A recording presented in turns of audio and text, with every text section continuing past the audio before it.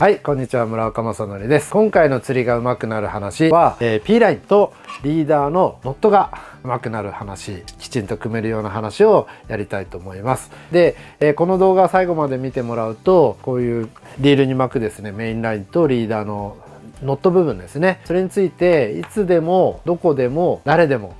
かなりの強力で組めるようになると思いますので、是非最後までご視聴いただければ幸いです。自分のプロフィールはこんな感じになってますので、興味ある方は画面止めて見ていただけたらと思います。はい。ってことで、まずですね、概要をお話したいんですが、前回の動画で良いラインとは信頼性である、安心感であるって話をしました。で、その安心感、信頼性は何のためにあるかっていうと、躊躇なく強い合わせが入れられるためだったり、それからパワーファイトですね。魚にパワーをかけたい時、ラインを止めて魚にテンションをかけたい時に安心感がなかったら、信頼性がなかったら何もできませんよということで、一連のね動画全部見てもらった人は伝わってると思います。で、その肝心要、ここのラインシステムがおろそかだと全て木阿弥になっちゃうんですね。やっぱりちゃんとライン強力を維持できるノットがいつでも組めること。で、このいつでもってすごい大事で、家の中でしか組めないとかそういうことではダメで、朝寝起きでも組めて、夜でも組めて、昼間でも組めるっていうですね、よく見えない状況でも組めるってことが大事だと思いますし、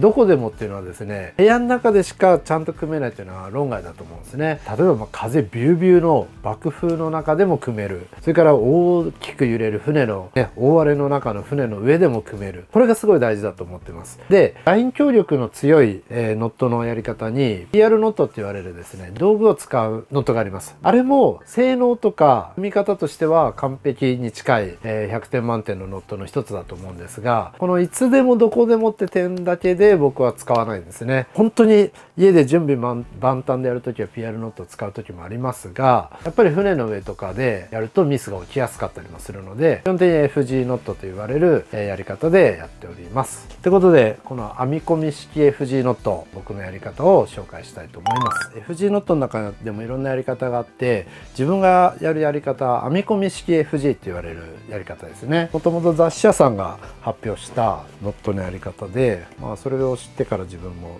愛用してるんですが、大事なのはですね、テンションが必要なんです。で、自分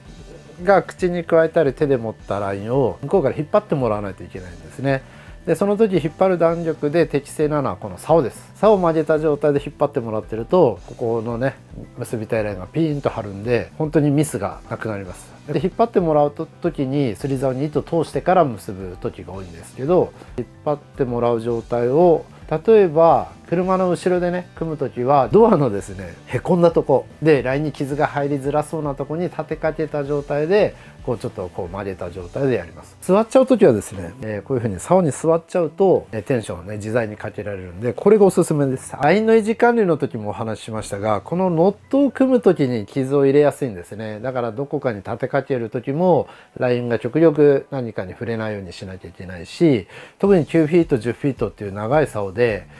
組む時は横にするだけでいろんなものに当たってしまうので、基本僕はベンチみたいなところにドンと座って、でそのロットの上に座っちゃうことでラインを何にも触らせずにロットを組むことができるんで、このやり方を一番対応します。で、船とかボートの時はどこかのロットホルダーに刺して横向きに引っ張って張った状態でやるって感じで、気をつけなきゃいけないのはラインが何かに触らないように注意することと、それからロットを曲げてテンションをかけたいという時ですね。で、ロット通せない時は自分がうまい加減で引っ張りながら、やり方を覚えたら多分それも簡単にできるようになると思うんで、とにかくテンションをかけるってことを意識してみてください。はい、そしたらまず一回普通に組んでみたいと思います。ちょっとタイム測りながらこういう感じで。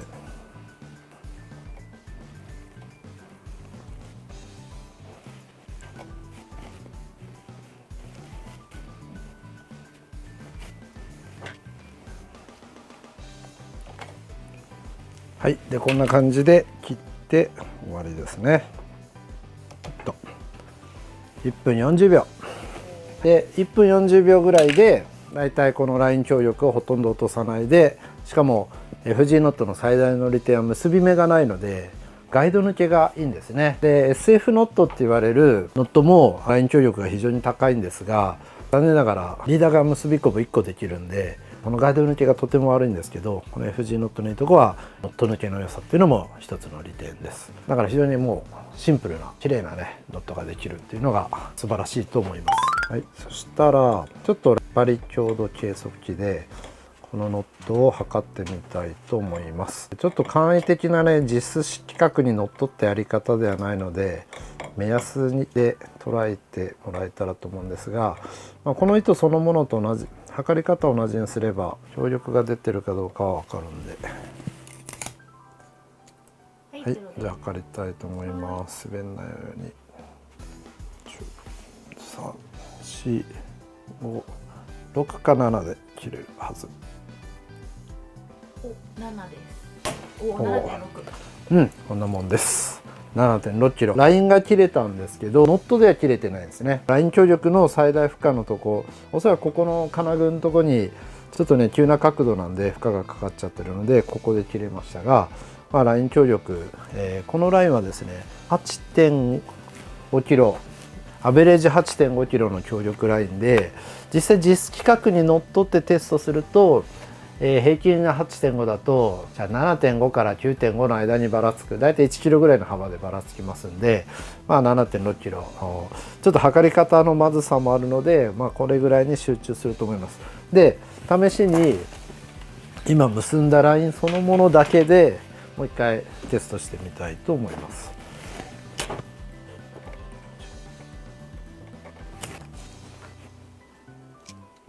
はい、じゃあいきます。で今リールから出した同じラインですね。こうやって引っ張ります。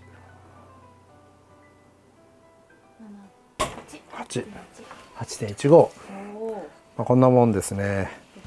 だいたい平均これ何回かやると、実際自分はですねいろいろ検証する時は何度もやってもちろん N 数をね稼いでいくんですが、この動画はそれをね証明したいわけじゃないんで、だけど7.6 キロまではこのノットは切れてないってことですね。でライン自体8キロまで持つラインですので、もう 90% 近いね強力は出てるんじゃないかと思います。はい、で皆さんもですね是非ノットの検証をする時は是非ですね自信をつけるため、信頼と安心感を持つためにちゃんと測ってやってみるといいと思います。これでできたかな覚えたかなぐらいだとやっぱり合わせだファイトだって時にここ一番不安が出ちゃうので、俺のノットは何キロまで絶対持ったって自信があれば2キロのドラグで安心してガンガン合わせられるじゃないですか。だからそういうような感じで測っといてください。でその時に、手怪我しないためにこういうね、釣り具屋さんで売ってるライン巻いて引っ張る何機っていうんだろう、引っ張り機でやり方はもう水の重さ使って6リッターの水が上げられたら6キロです。で7リッターの水上げられたら7キロなんで、それでね自分のノットの強力を確かめてもらったらと思います。で最終的にタックルバランス組む時もスナップまでつけて、スナップが飛ばないでノットも飛ばないでもう6キロまで上げられるとかね、その辺自信つけとけばドラグ2キロ、手で2キロってやるとかなり痛いぐらいの2キロですが、2キロで仮にドラグの出だしが悪いとかワシアが滑らないとかなっても6キロまで持つシステムだったらリールの多少のねばらつきは全然カバーしますんで、そうやってねタックルは後で考えていくために必要なんで必ず測るようにしておいてください。はい、じゃあ今からやり方について説明します。手順があるんですが、これ逆にやったり適当にやるとそれだけで強力が落ちます。で細かくこっち向きだとなんで落ちたかっていうのは実験してもらったら分かるんですが、基本自分が散々テストしてきた結果の中でベストなやり方をご紹介したいと思います。これから編むんですが、だいたい 14.5 セットぐらい編むのが C バスの編み方で、ライトゲーム側は全部 14.5 セットで GT とかマグロ釣る時は30セットぐらい、多い時は50セットぐらい編みます。で編む時意識してほしいのはここにね P を編み込んでいくんですが、当てたところリーダーを上から当てたところを一番左端にしたいんですね。そこから右に編んでいきたいです。でそのために大事なのは左側にラインを引っ張ることなんですね。こうだと真上に編まれていくし、こっちに編んだら左側に編まれていっちゃうの分かると思います。だから張った状態で弓引くみたいに扇形に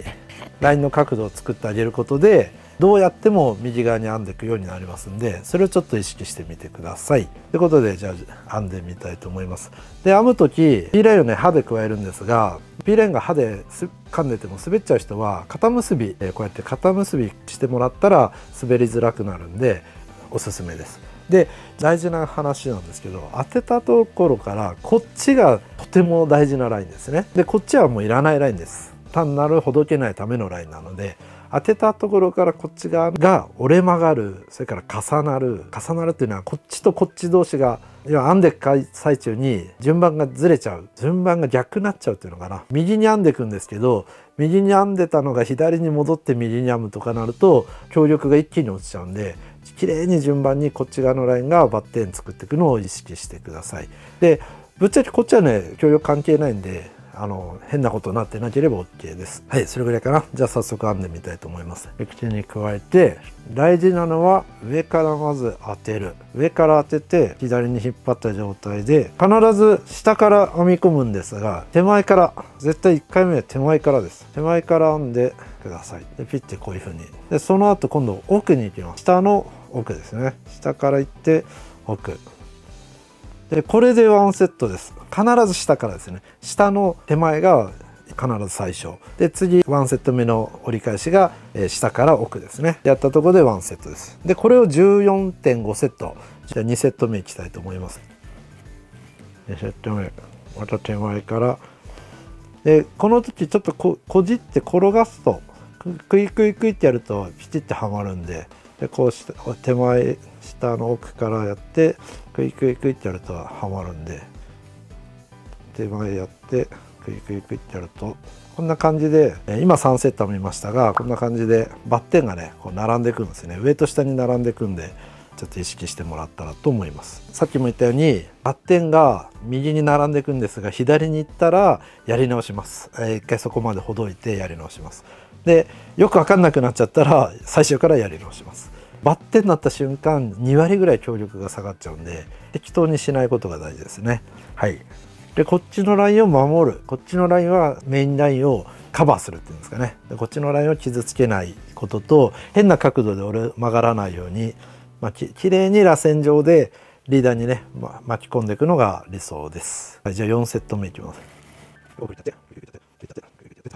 はい、で、今こんな感じでバッテンが並んでますが、実際 P ラインでやるとここが詰まると思います。で1個目と2個目ぐらいに関しては隙間があっても構いません。なんでかっていうと、隙間がある方がなぜか強力が強く出るんですね。でおそらく締め込んでいく過程でここが切れにくくなるからだと思いますが、実際のテンションでここはほとんど負荷かかってないんで、僕の場合は特に GT とかマグロとかもうパワーが絶対かかるって分かってる時は逆にねちゃんと開けてます。1個2個 P1 本分2本分が隙間空いて編むようにしてますし、3つ目以降はもうむしろバッテンがこうやってきっちり並んでリーダーにラインがね張り付いていくのが理想ですね。ここまでやって仮に14セットやった時に14セット終わったところからここで止めたらダメなんです。最後必ず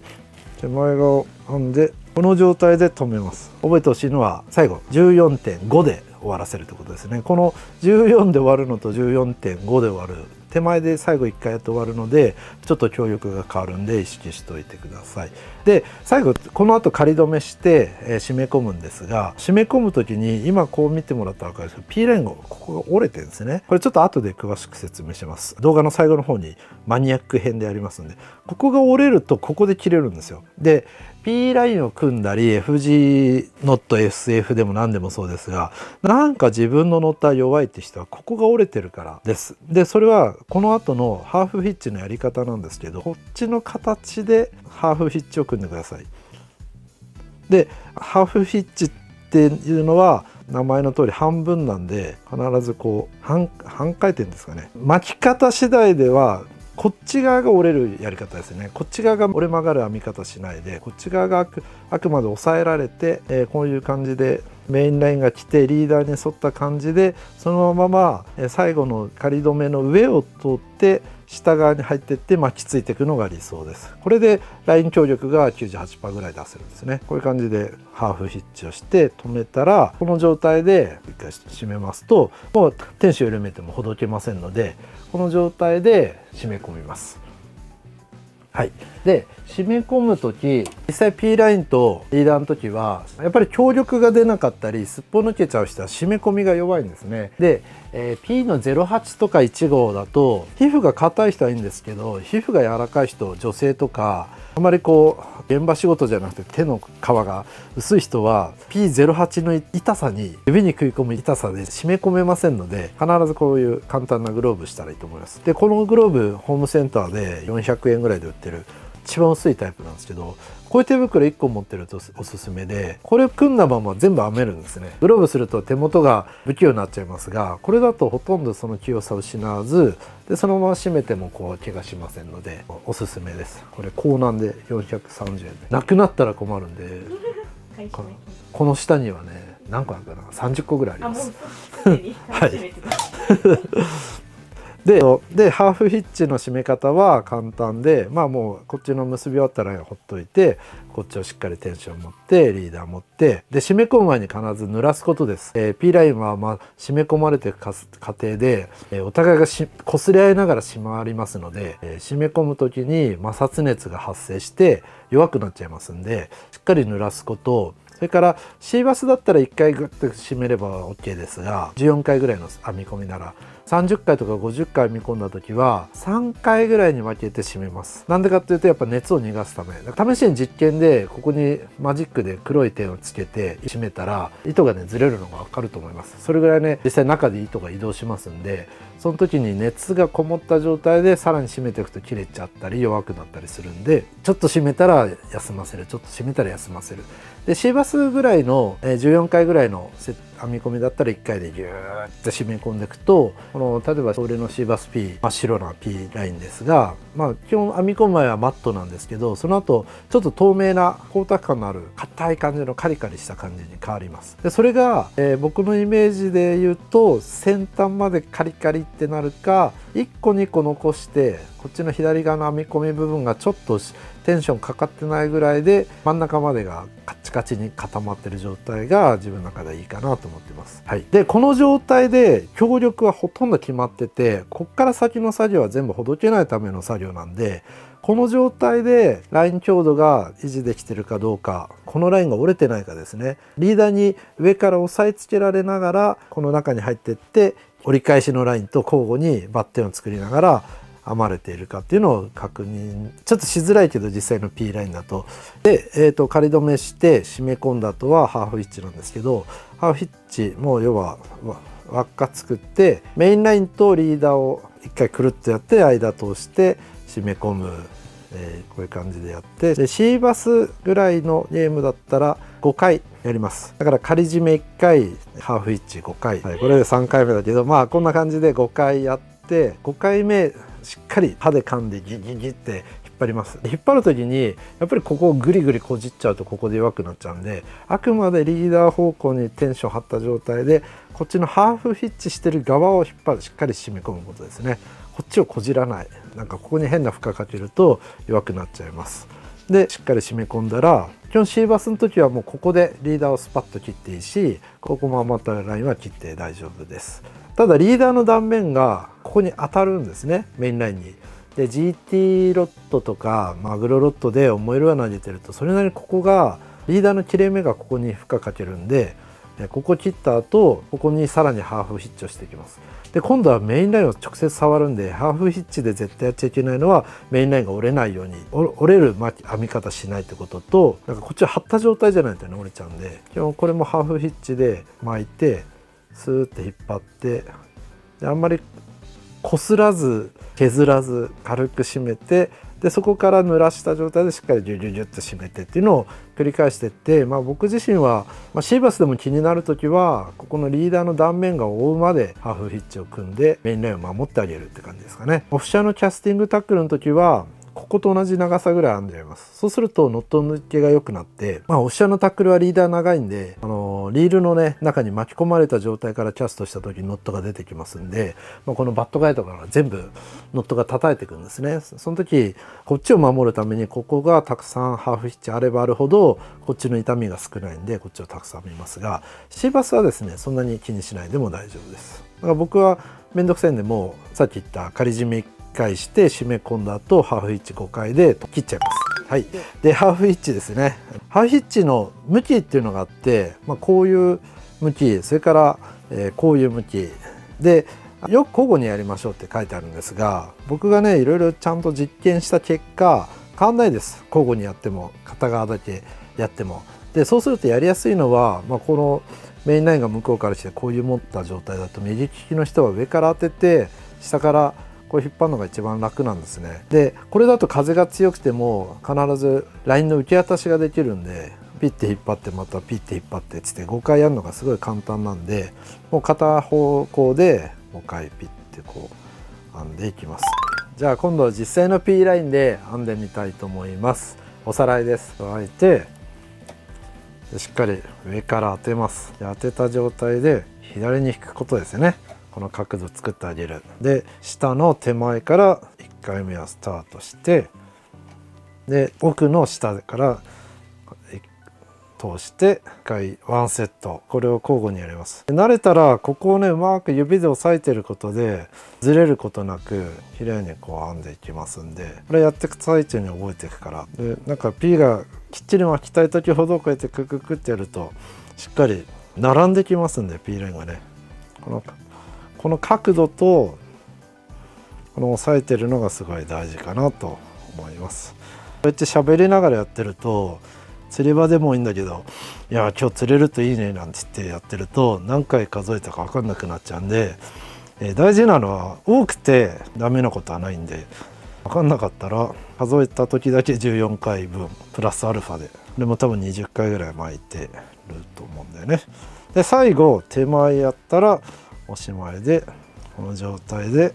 しっかり押さえたまんま仮止めします。でこの時ここギーってこすんないことですね。うまくススッと滑らせるようにして仮止めしたら指離しても大丈夫です。でここまでの過程でどんなに風吹いてても大丈夫だし、慣れたら目つぶってもできます。全くこう糸を通すとかこういうとこの何か先端を掴むとかそういう作業がなくて、持ってるラインだけの受け渡しで全部できるんで、編み込み式 FG のいいのはさっきも言ったようにいつでもどこでも組めるというところですね。はい、でこのラインをしっかり湿らしたらしっかり巻いて、で巻く時もここで僕がいつも気にしてるんですけどメインライン触っちゃうので、ここでラインに余計な傷つけないようにちょっとしっかり優しくうまく持つっていうのかな、傷つけないように意識してください。でぐーっと締めて、さっきの毛糸が巻き込まれて赤い色ついてますが、これは毛糸の赤です。でこういう感じで赤くなるのは毛糸だけどカリカリした感じになって、指爪先で触ってカリカリしてたら OK です。はい、でこういうふうに綺麗にねちょっと喋りながらやったんで最後の方は甘いですが、重なるとボコって膨らんじゃうんでそれもないことを確認してれば、ほぼ強力出てると思います。で今度この状態で使うラインがテンション緩いとハーフヒッチの時こっちの使うラインが折れたハーフヒッチになっちゃうんですね。それはもう致命傷で強力の半分で切れちゃうんで、必ず張った状態からやる。このハーフヒッチも慣れたらこうやって輪っかを作って指でもつまんでスルスルって引っ張ってグイグイグイって締めてまた持ってこう輪っか作ってこうってやると、これどんなに風が吹いててもミスんなくできる。風関係ないんですよこのやり方。こういう感じで編み込み式 FG は風が強くてもミスなく綺麗にハーフヒッチが編めるっていうですね。でこれで最後ビンビンビンって引っ張って、でもうきっちり切って大丈夫です。はい、ほとんどリーダー余らせずに切ってもらって、もうほどけることありませんので、これでやったら綺麗なノットが出来上がるという感じですね。はい、てなことで P ラインのねリーダーの結び方講座いかがでしたでしょうか。初心者がミスしやすい、それから中級者上級者でもそこだけ間違ってるがゆえに強力出てないっていうのもね一通り解説できたと思うので、ぜひね全部見てもらって何度も練習して、で原理原則ねしっかり把握していきたい人は100円で売ってます。これ100均でね。でまあ2つ、ね、2色黄色と赤買って200円で納得いくまでね、なるほど糸がこうなるのかってやってもらえたらもっともっと釣りうまくなるし、まあそこまでやんなくても自分の見てこれでいいのかって思ってねやるだけでもやっぱね明らかに協力変わってくると思いますんで、多分ね根がかりを切らなきゃいけない時とか、魚かけた時にね実感すると思います。自分のノットの強さ、そうやってね自信つけていいファイトしていい魚釣ってもらえたら嬉しいかなということで、今回の動画を締めたいと思います。ご視聴ありがとうございました。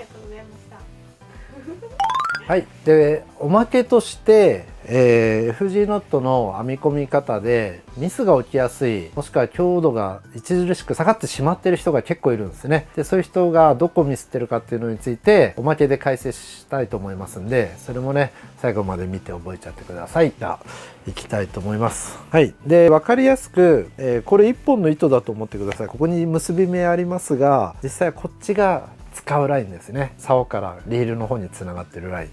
で、ここは要は当てた時のいらないラインを赤色としたいと思います。ちょっとここだけこの結び目はなかったことにしてください。で注意点4つだけです。4つだけ説明してみたいと思います。まず巻く時にまたテンション張って、上から当てるのも注意点ですが、これはいいとして必ず手前側から入ること。これによってここの折り返し地点に負担がかかんないんですね。逆にやると編み込んだラインで折れてしまう現象が起きますんで、手前からやってください。で2つ目の注意点です。2つ目の注意点、こういうふうに生きてるラインがこっち側では下側に入ってこっち側では上を通っていくんですが、規則正しくバッテンが重なったりリールの方に近いバッテンがこっち側に来ることだけ気をつけてください。これでね強力が 10% ぐらい落ちちゃってますんで、そうならないで編んでくれたらと思います。で3つ目の注意点は最大の注意点なんですけど、この黄色いラインを折らないってことなんですね。で今14セット仮に終わったとして押さえてる状態なんですけど、 P ラインの強力が落ちちゃう人のほとんどはこの大事な守んなきゃいけないラインをここのハーフヒッチの余ってる糸で折っちゃってるんですよ。こうやってこの形でノットが組まれていくとここで切れるんです、90度で。だからハーフヒッチの時すごい大事なのはこのメインライン使うラインを折らないことで、ハーフヒッチも、ここで折らないで、あくまでハーフヒッチ1回目はこの余った糸の向きにハーフヒッチを出すことですね。これで1回目を押さえてあげることで、ここがこういうふうにカチッとはまれば強力が9割は確定するんで、ここだけ意識してもらったらいいぐらいです。この辺のバッテンのも実際あんまり5%、10% の話で、でもここでね2割3割落としてる人多いんで、あとはここでハーフヒッチが決まっていけば上からこう黄色いラインをカバーするようにですねいって、一切このメインラインに負荷かかってないんですね。これだったら何回やっても OK です。というかやればやるほど守られるんで、ハーフヒッチだってグリグリグリってやってここ削ったりするようなハーフヒッチじゃなければ何回やってもこうやって黄色いレーンが守られて、守られれば守られるだけプラス最終的にはここで切れるんですね。こことここでどっちかで切れます。編み込まれてる過程でどうしても60度ぐらいに折れ曲がってるんでここで切れるんですけど、ここで押さえつければ押さえるだけここで負荷を結構保つんで、ここに 100% の負荷がかかることが少なくなってくるんですね。だからここのハーフヒッチをやればやるだけ強力も高まっていきますが、実際の現場でのね釣りとか考えると5回ぐらいやってしっかり締めてしまえばライン強力 90% 台はここで確保できるんで OK かなと思います。さっきも言ったようにこっちの編み方間違えてこのピレンが折れてしまう。それからこういった編み込みとかで、負担のかかるですね向きとかこじれ方になってないっていうのを、最初こういう糸を分けるとすごい分かりやすいんで、こうやってねちゃんと強力がキープできてるかなって分かりやすいですよね。黄色いラインが編み込んだハーフイッチでカバーされた状態で負担なくリーダーに張り付いてぐるぐるぐるって中を通って反対側戻ってきてっていう感じ。結び目が一つもなくて、このメインライン自体はですね結び目が一つもないで摩擦で止まってる FG ノットっていうこれがね100点満点の FG なんで、ここだけ意識して覚えてもらったらと思います。で4つ目の注意点はさっき言っちゃったんだけど、このハーフヒッチをやるときにメインラインをゴリゴリこすったり締め込んでから滑らせるようにしたりってしないで、極力重なるようにした状態からギュッと締めてって感じで、ここをとにかく守ってあげることが大事かなと。女の子の手を握るように、大事にしてあげましょうということでね、間違いないノットが組めると思います。以上。